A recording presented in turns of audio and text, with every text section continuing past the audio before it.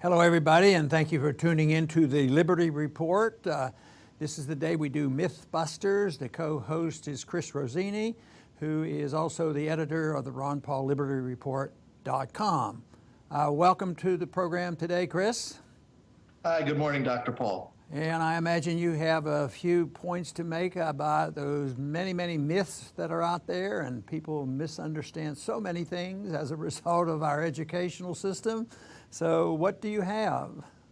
Yes, we'll start with the Democratic Socialists, that new term that cropped up this year in the election. And it's basically socialism with a different wrapper. I went to the Democratic Socialists of America website and read through it. And yeah, like I said, different wrapper. They try to separate themselves from all the socialist atrocities of the past. They try to say that, no, we're different, but it's really just the same. So we'll start with some of their myths. And right from their website, it says Democratic Socialists believe that both the economy and society should be run democratically to meet public needs, not to make profits for a few.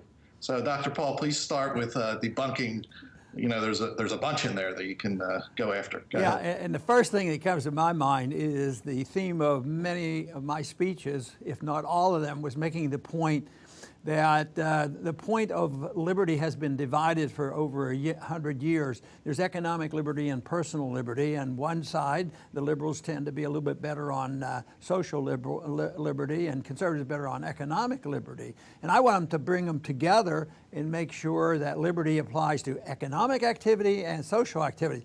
But here, what they're describing under democratic socialism is both of them should be run by the government, and they admit it up front. So it's almost, you can say what they're talking about is explicitly the opposite of libertarianism and nonviolence, not the use of force. So this is obviously a facade when they talk about it, and it sounds pretty good. Oh, democracy, that's good. And little socialism, they've been taught in schools, that's good. That means you care about the poor and that you will help them. But I find the two terms, in many ways philosophically distasteful. We accept as libertarians the idea that if we have to do it, if we have some government to bring about and decide on who the leader should be, the democratic process, a vote would be adequate. But the whole thing is when you use democracy to determine economic policy, it becomes the dictatorship of the majority. So it's exactly the opposite of protecting the minority. So here we have democratic socialists who pretend that their goal is to take care of the average person, the poor person, against the very wealthy and the rich and the Wall Street people. At the same time, they're endorsing the use of force. And unfortunately, they see themselves as being capable of using government force to narrowly take care of a certain group of people.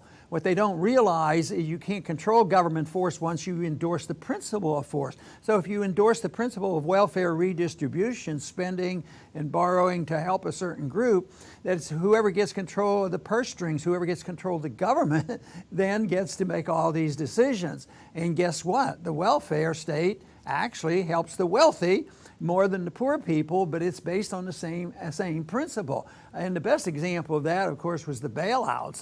There were a lot of people suffering in the last severe recession, depression, and the wealthy got bailed out, and they were the ones who were ripping us off and speculating and using credit and committing fraud, but yet they got bailed out.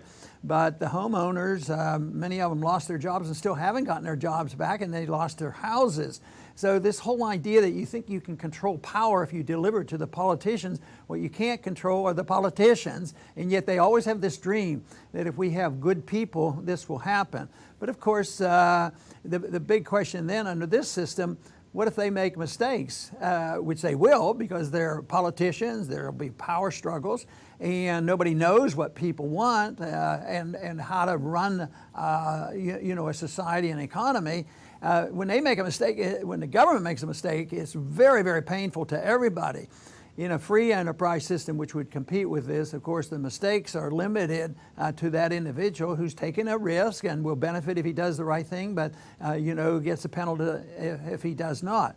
But socialism, in one way, is a term that's carelessly used. In the purest sense, Sanders might say, well, I'm not a true socialist because I'm not advocating the total ownership of every business. But he advocates the total control through regulations and taxation. So there's a big stretch. Sometimes I make the statement, and truly believe it, that the government doesn't own my house and they don't own my property, but I have to pay rent, my taxes. I pay huge amounts of money just to stay there. And if I want to dig a hole in the ground, I have to deal with the federal government and regulators. So there's a fuzzy line there when you lose ownership. And in many ways, we have lost ownership. And of course, the answer to all the problems today that we have, we find it would be in the free markets and voluntarism and free trade and protecting the consumer. You know, it's interesting that those who believe in socialism had a recent referendum in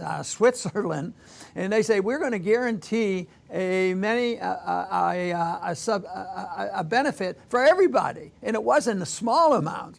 And we thought, what? Oh, it's getting so bad. But fortunately, the Swiss, even though they've leaked a bit from their free markets and their gold standard, they said that it didn't make any sense to them. 77% of the Swiss people voted it down, which is pretty good. I'm afraid if they had that vote in this country, we might not even do as well as that.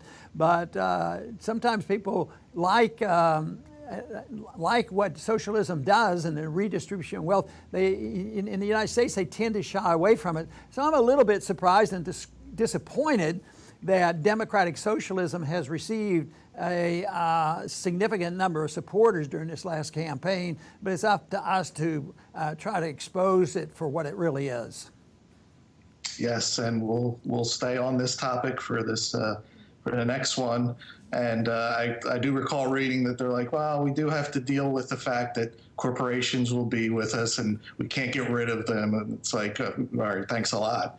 And so they say, but the government could use regulations and tax incentives to encourage companies to act in public interest and outlaw destructive activities such as exporting jobs to low-wage countries and polluting our environment.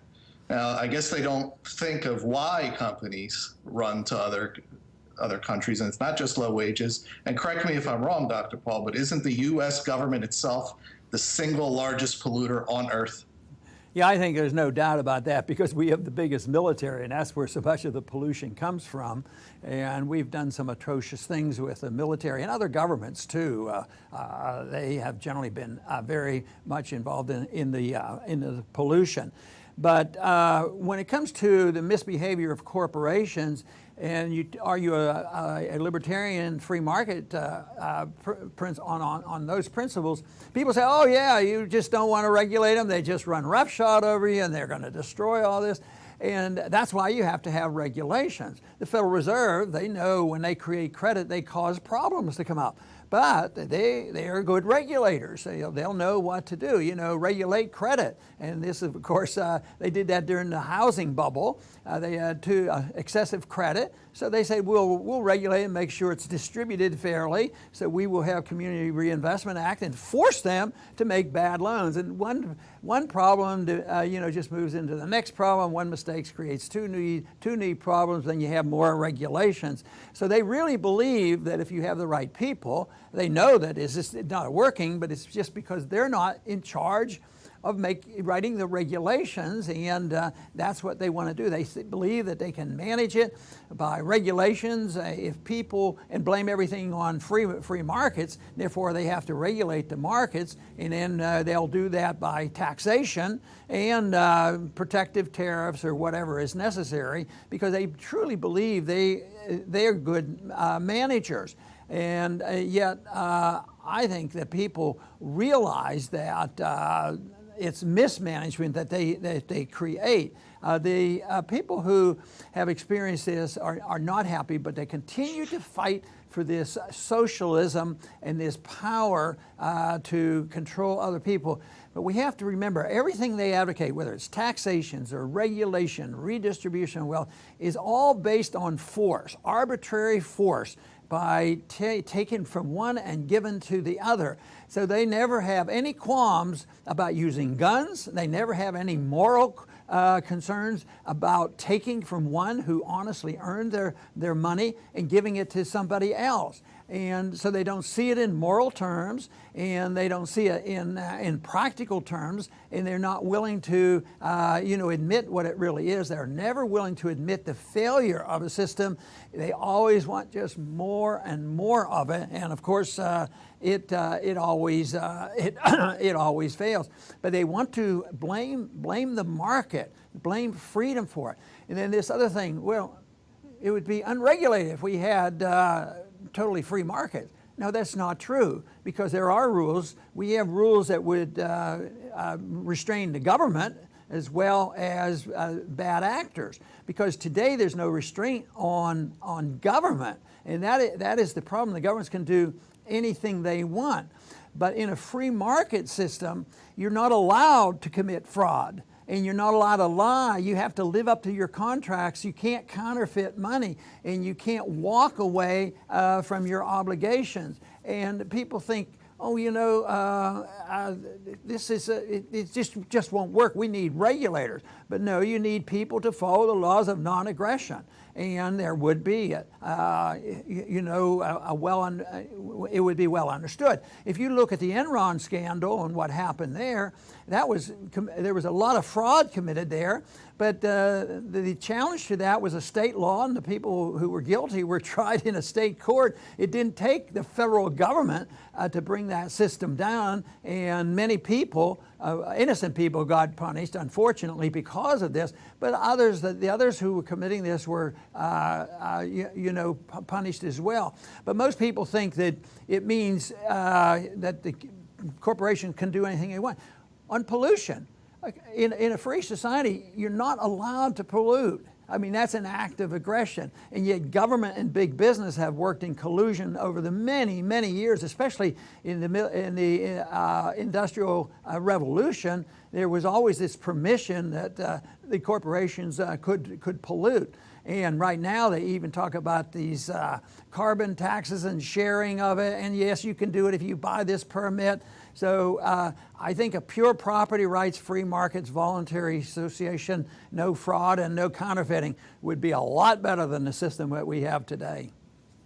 Yes, the free market is the strictest, harshest regulator out there, and that's why it's so hated by business and government, because the free market plays no favorites, whereas politicians obviously do. Dr. Paul, we're always discussing how it's literally impossible for a single individual or a group of individuals to centrally plan an economy. There's just an infinite number of variables involved in every single second of the day. It's foolish to think that a group that sits in stone walls can sit and plan the economy or the world as they try to do. I mean, right now we have an oil glut coupled with a weak economy, yet oil prices are rising, gold prices are rising. So the quote-unquote economists that everybody listens to these days are always caught off guard. So please discuss this issue, please. Well, I think it's interesting that gold and silver have risen significantly, from where oil bottomed out. It actually has doubled down a little bit right now, but it's a tremendous increase. But there is a cycle, even in the free market. If there's a higher demand, the supply has to come in order to knock the price down and make it more competitive, and the company that's most competitive will produce the product and make the profit. But this whole idea that if gold prices are going up, that's set aside. That's bad, because that's money they don't want to talk about it. But if oil prices are going up, they get real excited. They say oil prices are going up because that means the economy is recovering, which may or may not be true. But it may be going up because of another factor. Everybody looks at the supply and demand of gold, the supply and demand of oil. But there's a supply and demand of the unit of the currency, and that is the dollar. So if the dollar is going down in value, these prices do have to go up, and there has to be a lot of adjustment. This fallacy is, that planners are smarter than the market can be, And yet that is based on the fact that a few people in the politicians in government as well as the bureaucrats are smart enough to know what millions and millions of people want to do. And that's why socialism always fails, because they can't know. And also it invites corruption, and it invites special interests to control those decisions. But the market is, Adam Smith described it as a divisible hand. There's a lot of activity out there that nobody could sort out. Even with our modern day computers, you can't say, well, with our computers, we're going to figure it out, and we will be able to tell the bureaucrats what to make and what the price would be. It's impossible. You have to let it all be sorted out and let prices determine this. And unfortunately, though, people don't have enough confidence or understanding of how the marketplace works. Because, in spite of all the rigging that goes on, even in our markets and the interest rates and everything else, ultimately, the whole system is overwhelmed by these personal choices. Because if there's too much government control, say on wage and price controls or whatever, there's an underground economy. There's always the requirement that we know what the true value is. So even in countries where they have rigged exchange rates between two currencies, there's always another market. When I was in the Air Force, even in the 60s, we'd go into these various countries and you'd have the official exchange rate, but you also had another exchange rate which was done on the street and a taxi cab driver. And that goes on all the time. So the marketplace of the supply and demand, the demands of the people, what they want, is the only way that you can sort it out. And this whole notion that somehow or another a bureaucrat knows what the price is, it goes back to this thing we talk about so much, and that is the price of money, the interest rate, which is one of the most important prices that we can look at, because when the market is to be operating smoothly and we get the proper information and tell us how much people are saving and what the demands are, instead of depending on somebody who thinks they know everything. So nobody saves, and the government and the Federal Reserve just creates the money and sets the interest rates. Well, it's doomed to fail, and we're in the throes of it failing. And that system is so precarious right now that we have zero interest rates or negative interest rates on the function that should tell the businessman, well, is this a good time to go and build and have more capital investments because interest rates are down? Or should we hold back because interest rates are too high? Well, interest rates are real low, but there are no savings, so it's bad information. And of course, this is why the money is out there, it's unlimited, and guess what they do? They take the money and they have mergers and they have buybacks, and the stock prices go up.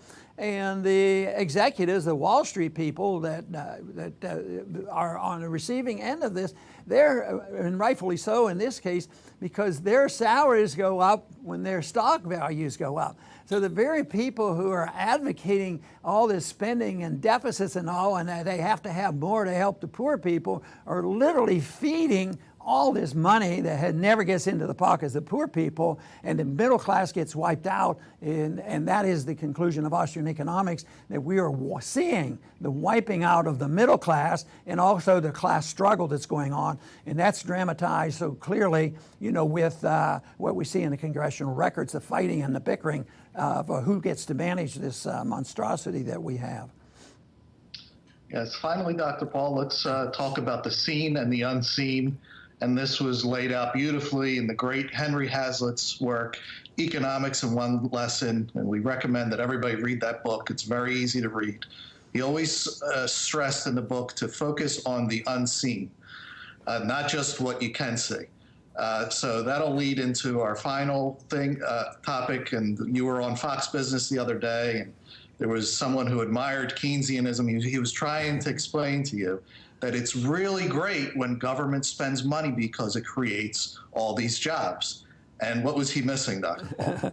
Well, he was missing the fact that he hadn't read Hazlitt's book or the law, because Hazlitt makes the point so clearly. There's the seen and what is not seen. So if the government comes in and spends $1 billion on public housing, which breaks down after 10 years or something and is ruined, what you see is this magnificent thing. You see the housing project and the poor people have housing. Isn't this all wonderful? But the unseen was, What would have happened to that $1 billion if it had been left in the economy? Of course, it might have gone into a new industry where people would have had jobs and people would have made their own decisions. But it's even worse when you see tens of billions or more being spent in the military-industrial complex buying weapons that just get blown up and sold on the market, where the military-industrial complex makes huge war profits and profits on these weapons. And that takes it out. So the people don't have this money. And they said, well, we don't need to worry about that because we don't depend on that. We depend on just the Federal Reserve printing the money. Just once again, introducing the notion of distortion of the monetary unit and causing the malinvestment and causing all the problems that we have. But they never ask instead of what? What could have happened if you didn't take the money out of the marketplace in the first place? And yet people say, well, the government should spend it. This is the whole thing about, democratic socialism or any type of welfareism and Keynesianism and average Republicans and Democrats, because they're not trying to show that the military-industrial complex and welfare is based on the same principle of taking money away from people and using force and driving it into the pockets of the very wealthy. And then they wonder what's going on. But they never ask instead of what? Well, the market will ask that question. And right now, instead of seeing a prosperous middle class, what we're seeing is a very impoverished middle class that's getting poorer all the time and more dissent with the people. So someday, I hope they wake up and they're introduced to Austrian economics, not only Henry Hazlitt, but the many others who will explain this, explain economic policy. You know, when I had a bit of an economics course in college, it was totally boring and uninteresting. When I discovered Austrian economics, I said, oh, finally there are some smart people who know what to talk about. And I became fascinated with it because it does answer these questions, but it's an exciting, it's an exciting philosophy to read and study and find the answers and the reasons why we have so many economic problems. Then it's much easier to reject this notion of, socialism okay if it's democratic, and then you can have the dictatorship of the majority, then the special interests can become the dictators. So there's so much to be learned by sound economic policy, and I invite you to take a look at these various books that are easily found on the internet. And Chris, I want to thank you today for being with us on this program of Mythbusters. Always a pleasure, Dr. Paul. Thank you. Thank you. And I want to thank the audience for being with us today with the Ron Paul Liberty Report, and please come back soon.